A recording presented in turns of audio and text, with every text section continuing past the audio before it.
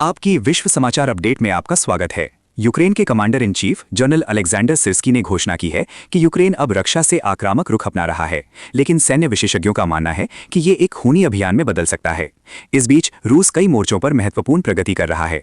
Donetsk प्रांत में रूसी सेना लाइमन पर ध्यान केंद्रित कर रही है और शहर के उत्तर पूर्वी हिस्सों में घुसपैठ की खबरें हैं। इसके साथ ही डोब्रोपिलिया क्षेत्र में नोवी डॉनबास गांव पर भी रूसी सेना का कब्जा हो गया है।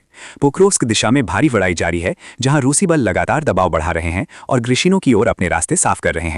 लाइमन शहर को पूरी तरह से घेरने की तैयारी चल रही है, जिसमें आपूर्ति मार्गों को काटने का प्रयास किया जा रहा है और अलेक्जेंड्रोवका से यूक्रेनी सेना के पीछे हटने की खबरें हैं। नोवोपावलोवका और पावलोवका पर भी रूस ने नियंत्रण कर लिया है। जापोरिजिया प्रांत में रूसी सेना ने प्रिमोर्स्क के केंद्र में और ओरेखोव के पूर्व में एक और गांव में क्षेत्र हासिल किया है।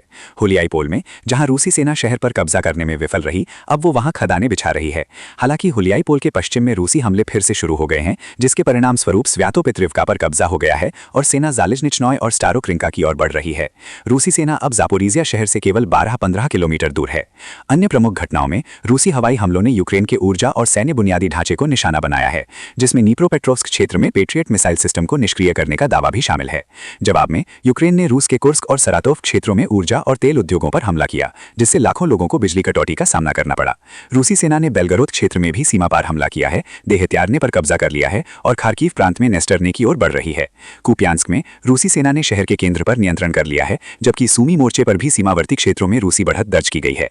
सेवर्स्क में रूसी सेना जकितने के अधिकांश हिस्से को नियंत्रित करती है और कॉन्स्टेंटिनोवका को व्यापक रूप से घेरा जा रहा है। रूसी सेना खार्किव से लगभग 30 किलोमीटर और सूमी से 20 किलोमीटर दूर है। वोलोदार के पश्चिम में स्टेपी के लिए भीषण लड़ाई जल्द ही समाप्त होने वाली है, जिससे ओरेखोव यूक्रेन का अंतिम गढ़ बन जाएगा। सुनने के लिए धन्यवाद।